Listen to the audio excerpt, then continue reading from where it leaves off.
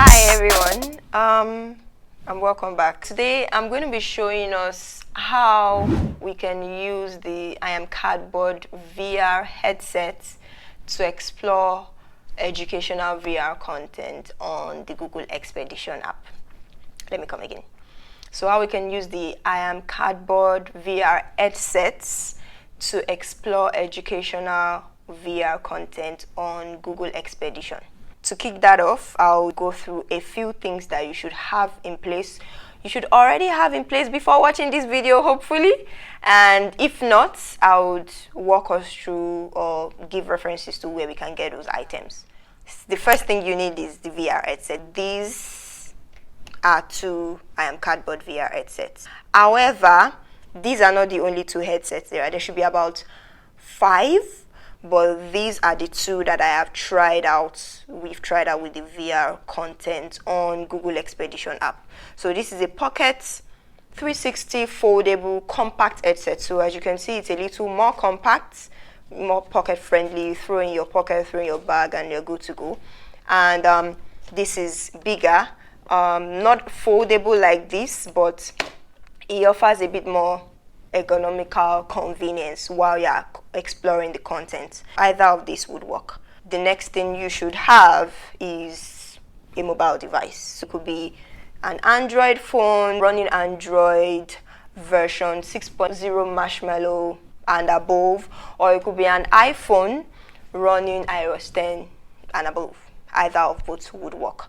In this first video, I'll be showing you how to explore the content using the larger IAmCardboard headset first of all, and then I'll have a subsequent video showing you how to explore the content using the smaller headset. If you already have these two headsets or either of these two headsets, then you're good to go. If you do not, check the link below and you'll be able to get one for yourself. And then I assume you would have an Android phone or an iPhone. So let's get into the headset talk. So when you have your IAmCardboard VR headset, ideally it comes in a carrying case. So it looks like this, but I have it here in white. It comes in a carrying case which has like a transparent cover where you can see the headset in it, and then at the back you actually have the instruction. So it comes in this clear case, and then when you get the headset out of the clear case, you then have the headset itself, which looks something like this, right? It has the front, which has this black thing, and then it has the back, which is then the viewer. Normally there also comes a cleaning device in the pack, which you can use to clean up the headset when it gets dirty or smudged with fingerprints and stuff. So this is what the headset looks like. Now I'll just run us through a couple of things about the headset, what the different parts are, what are the things that will be useful and make your actual content exploration really convenient. So as much as possible, please ensure that your headset always remains in the carrying case when not in use, because if it gets thrown around and everything, the lens viewer may scratch and the parts may get broken or damaged. So it really does well for compact protection. Now, when you have the headset out of the case, you have this thing called a silicone flap. So with this black part facing outwards, you have this on the top of the headset. You have something called a silicone flap. So this flap actually comes out of the flap hook, where at the top there's a hook that the flap attaches to. So it goes in and it comes out. So this in and of itself is a flap. It's like a black rubbery elastic holder, if you may, which is used to hold the mobile device. When you take it out of the flap hook, it comes down. It shouldn't detach from the headset. It should be firmly attached at the bottom, because that's really how you grip your phone. So when you have the flap out of the flap hook, it's really where your mobile device can get attached to. So if you see it actually holds the mobile phone, and then you can have your mobile phone inside, and the flap can cover the mobile phone such that the mobile phone should not be able to shake. So even you would feel how rigid it holds the mobile phone. But we're not holding the mobile phone yet. I'm just describing how it works. Besides the silicone flap, another thing that may be of importance are 2 buttons. Again, with the flap facing outwards, there are 2 buttons on either side of the bigger headsets. They are called the chassis buttons. So they actually do eject the headset viewer. So when you press the headset viewer back, the chassis buttons actually eject it. So in the real sense, you have your chassis button coming out like this, protruding, because the chassis button ejects them. So with the chassis button ejecting them, there's another significant part of this headset that is really important, which is this gray area on the top. It's called a conducive input button. So when your chassis button does not eject the viewer, you really do not see the gray area. You don't see the gray button. When everything is all together, no mobile phone, you don't see the gray button. But once you eject, the gray button then shows up. Now, the gray button is an input button. This is the button, if you press it, it should press. So this is the button via which, once your headset has been set up and your phone has been placed and the silicone flap covered, this button should be what you would use to control your mobile phone. So you should press to ensure that the button can move. So because once your phone is within the silicone flap, then this is what you use to control the mobile phone as you explore the content. So I'm going to compress the viewer back. And then again, once the chassis button is out, then you're able to look at what is being displayed on the mobile phone here via the viewer that has been ejected.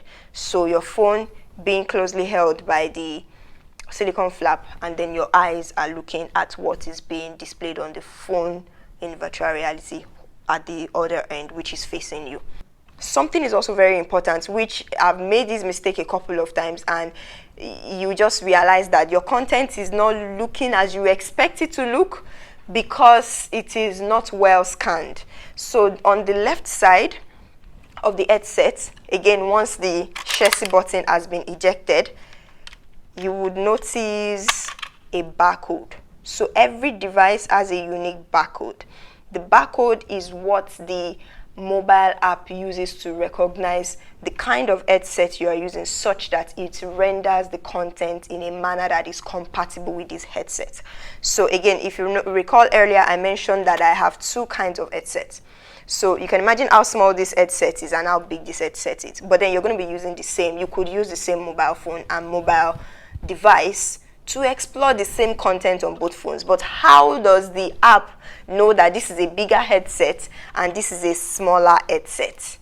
That's why each device has a unique barcode, such that before you begin to explore your content, you will scan the barcode on this side on the mobile phone, so that the phone recognizes, oh, this is a DSCVR bigger headset. Then the content should render this way. Not to worry, all of that is being done automatically by the phone once you scan the barcode. So you don't have to worry about the gimmicks of how it works. Just before you consume your content, scan the barcode, ensure that the right barcode is being scanned, and then you can consume your content. So those are really the main important parts of this headset that make it work and make it very useful. Now we can see how the phone is going to be set up for us to use the headset and the phone together. So I'll be showing you how to set up the Google Expedition app on an iPhone. Like I mentioned earlier, you can also do this on an Android phone, Android version 6.0 Marshmallow and above, or an iPhone version 10 and above. Launch the App Store and you search for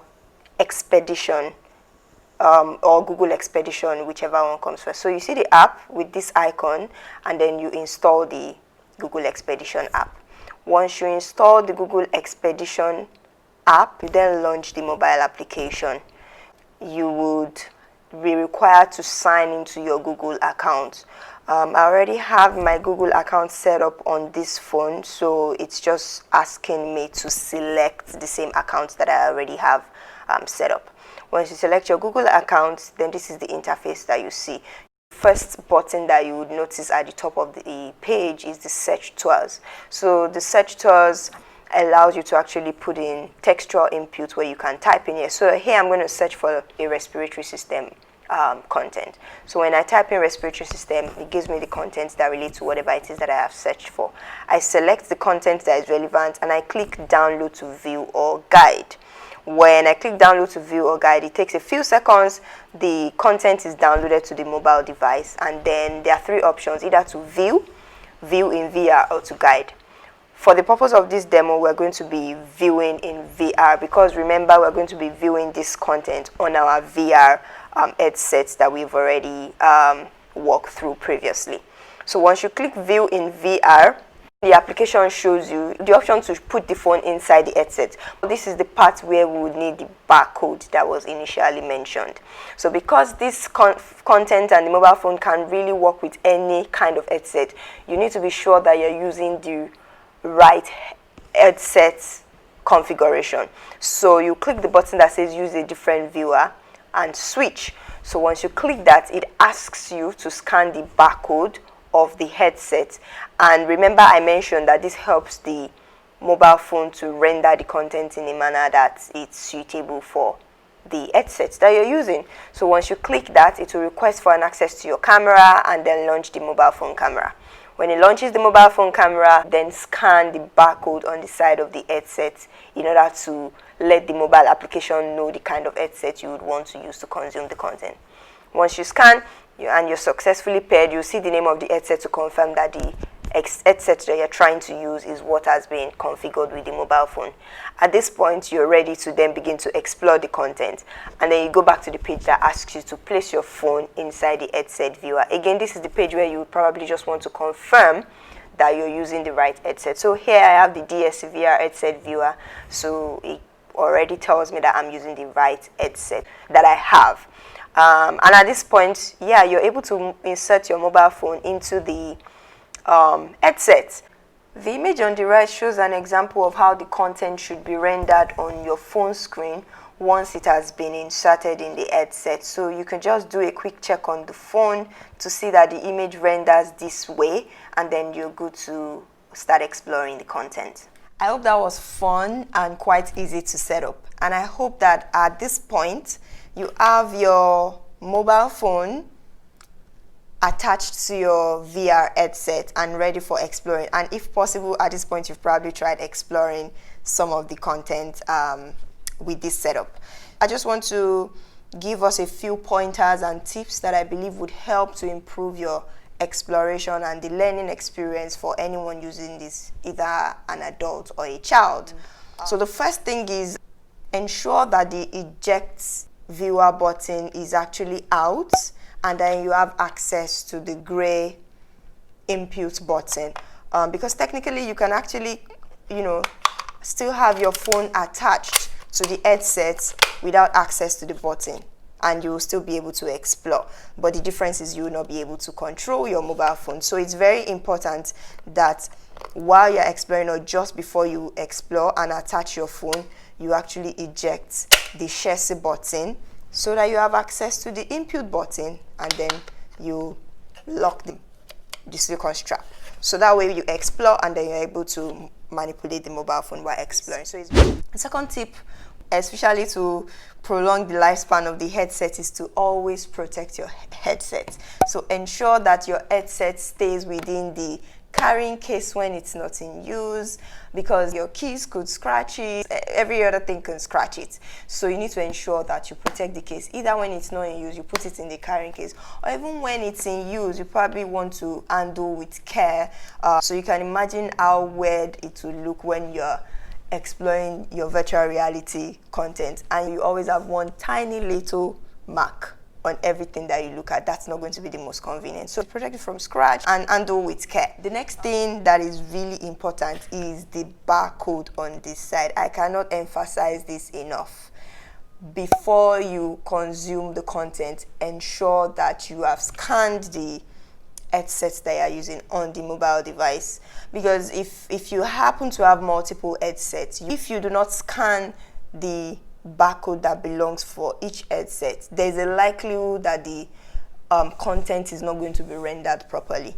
But then the things for you to look out for to know that you probably need to scan or something may have gone wrong is if you're having a situation where you're having double vision. So in many cases, you look into the headset via the viewfinder and you realize that everything has a shadow. If normally that's not how you see things, then there's something wrong. So you probably need to take out the mobile phone, scan the barcode all over again for the headset, and reinsert back into the headset, and you continue exploring the content. And this is equally as important, especially where we're giving this to children, because this content are very child friendly. If you're giving this to children, you want to ensure that you try it out, you see it for yourself as an adult before handing this over to a child, else the child may not necessarily be able to tell the difference between this is not looking how it should look, or there is a shadow behind it. So as an adult, ensure that you check it out yourself if you see the way it's supposed to look, and then you can hand it over to a child. Also look out for half screens, right? So if you're inserting and it looks like one half is dark, the other half contains the content, then something is wrong. Take out the phone and rescan the barcode. One other thing that you need to look out for is where content looks blurry. Objects should be sharp, alphabet should be crisp. Those indications will actually be really obvious. They are not things that you struggle to find. The last thing which I will also say you should do would be to enjoy short bursts of content from between 12 to 15 minutes. And luckily, almost every content that you have here, you know, lasts within that time frame. You don't have content that spans for hours. And take a break and then you come back to it. Again, especially if you're handing this over to a child, you know, time box the period in which they consume the content. So those are really the things that would help to improve the learning experience for a child especially, and also to prolong the lifespan of the headset. I hope this video was helpful. Like I mentioned, check the link in the description box below. You'll be able to find where to get yourself one of these headsets to explore this content. And I'll also be doing a subsequent video showing you how you can set up the Pocket 360 compact headset.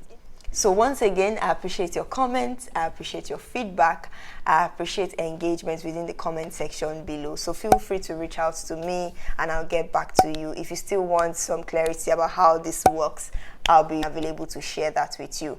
We're working on curating some of this content to make sure that instead of you having to search for random information within the app itself, you know what specifically to search for that would help or complement education for your child. So please look out for that, and when that is available, we'll be sure to let you know. So once again, be safe, be healthy, and be your best self.